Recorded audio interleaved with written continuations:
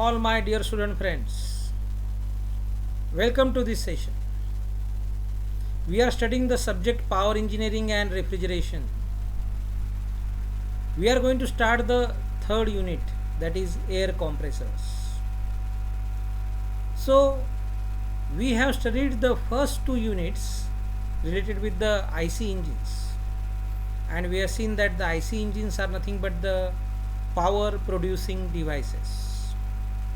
Now we are going to study the power consuming device, that is the air compressor.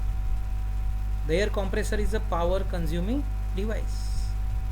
So though this air compressor consumes the power, but it has several applications in the industry. So many uses. Air is compressed and it is used for cleaning.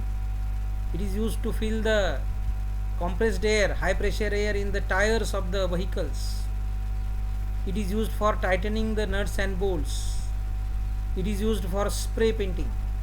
So there are several applications of compressed air. So the air compressors are very important devices, and the function of the air compressors is to increase the pressure of the air from the atmospheric pressure to the higher pressure as per the application. So this compressed air is stored in the tanks and it can be used as and when required.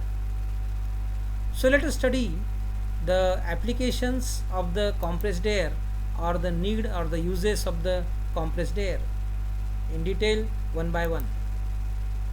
So as I have told you, first of all, for cleaning of the complicated machine parts where we cannot reach easily, so at those places compressed air can reach at the corners and it can clean each and every corner of the complicated machines. Complicated machine parts can be cleaned very easily with the help of the compressed air. Then for spray painting purpose, compressed air is used.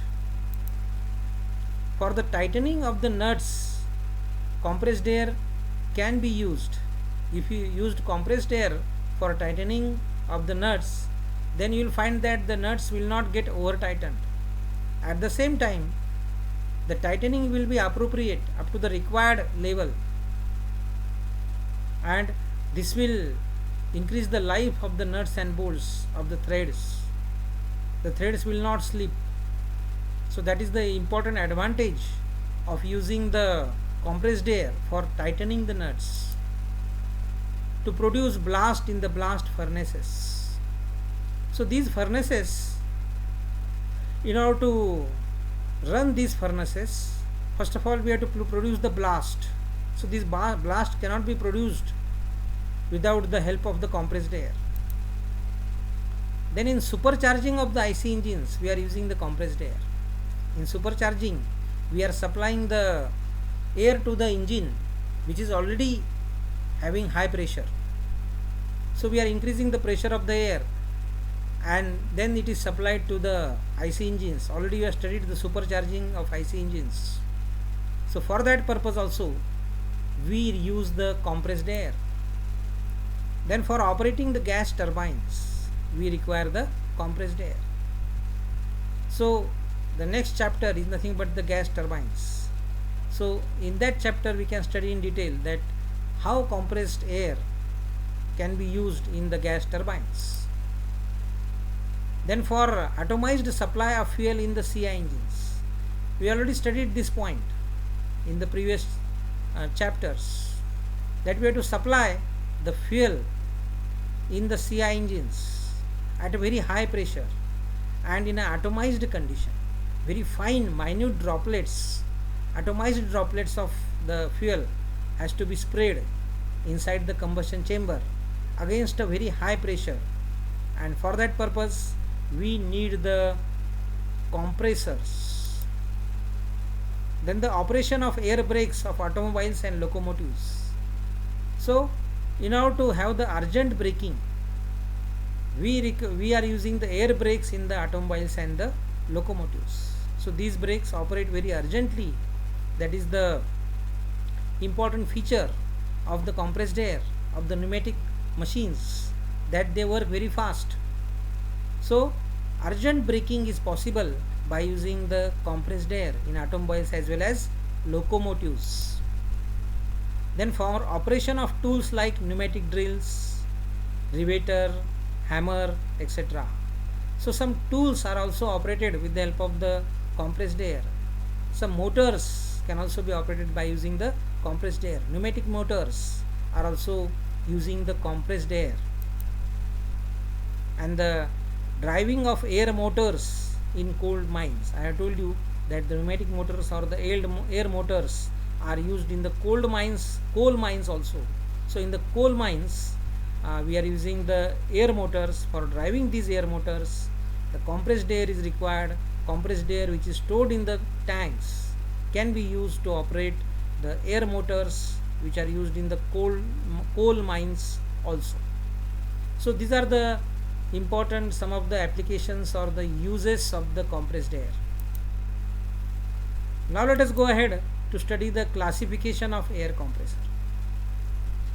So the air compressors, they are first of all classified as reciprocating compressors and rotary compressors. So depending upon the relative motion, if the motion is linear, the piston is reciprocating inside the cylinder.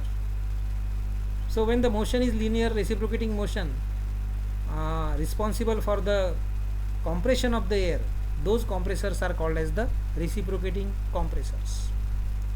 And when we have the rotary motion responsible for the increase in pressure of the air, then those compressors are called as the rotary compressors. Now these reciprocating compressors can be further classified as single stage or multi-stage compressors. So sometimes when the pressure ratio is high, we cannot get the required pressure, higher pressure in single stage. So at that time you have to use more than one stage, 2, 3, 4 stages can be used.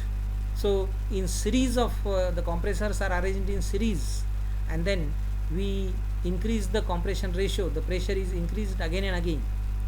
So the compressed air which is coming out from the first stage enters into the second stage compressor, and the compressed air which is coming out from the second stage enters into the third stage compressor. So in steps we are increasing the pressure. So that method is called as multi-staging. So those compressors are called as the multi-stage compressors. So compressors are classified as single stage compressors and the multi-stage compressors. And these are further classified as single acting or double acting compressors. So these reciprocating compressors may be single acting as well as double acting. So whenever the compression takes place on one side of the piston, generally in single stage compressors, so that side of the piston which is opposite to the crankcase, that is used for compression purpose. So one side of the piston is used for compression purpose. Those compressors are called as the single stage compressors. And when both the sides of the piston are used for the compression purpose, then they are called as the double acting compressors. In that case the crankcase is also used for the compression purpose, and the front side of the piston, that is the upper side of the piston, that means towards the cylinder head, that side is also used for compression. So they are called as the double acting compressors. So if both the sides of the piston are used for compression, then it is called double acting compressor. If only one side of the piston is used for compression, it is called as the single acting compressor. Now let us go to the rotary compressors. So the rotary compressors may be positive displacement compressors or non-positive displacement compressors. So there is an important difference between the positive displacement and non-positive displacement compressors. So you should understand this difference carefully.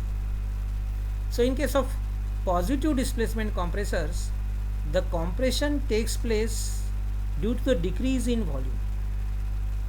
So the air is forced to get compressed because the volume is decreased due to the relative motion between the various components. So the air has no other way than to get compressed. It cannot go anywhere else.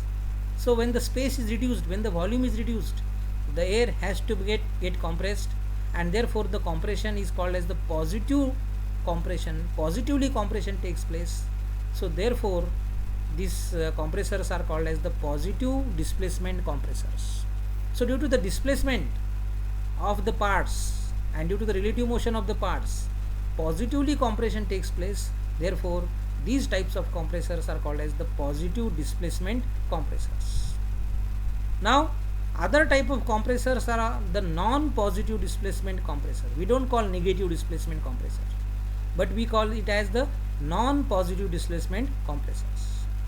So when the compression takes place due to the increase in the kinetic energy, right? So in case of non-positive displacement compressors, the kinetic energy of the air or fluid is converted into pressure energy. So the velocity decreases and the pressure increases. Thus the kinetic energy is converted into pressure energy. So the compression takes place by the virtue of the conversion of the kinetic energy into pressure energy.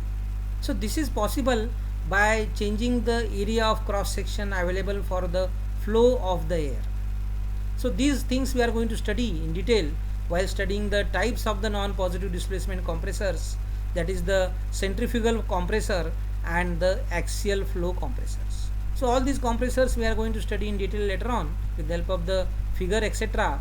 But right now we are just studying the types of the compressors. So the positive displacement rotary compressors which we are going to study are the Roots blower, the vane type compressor, the Lysholm compressor and the screw compressor. So again I repeat, Roots blower, vane type compressor, Lysholm compressor and the screw compressor. So all these compressors we are going to study, and this is the basic classification of the compressors. The compressors also, they are further classified on some other basis. First of all, according to the pressure limit. So according to the pressure limit, low pressure compressor, when the discharge pressure is less than 10 bar, it is a low pressure compressor. Medium pressure compressor is that compressor when the discharge pressure lies between 10 bar to 80 bar, and the high pressure compressor is that compressor in which the discharge pressure is greater than 80 bar. So when the, according to the capacity of the compressors are classified as low capacity compressors, that is when the capacity is less than 0.15 cubic meter. When the capacity is less than 0.15 cubic meter, then the compressor is low capacity compressor. When the capacity is between 0.15 to 5 cubic meter, then it is a medium capacity compressor. And if the capacity is greater than 5 cubic meter per second, then it is called as the high capacity compressor. So this was about the classification of the air compressor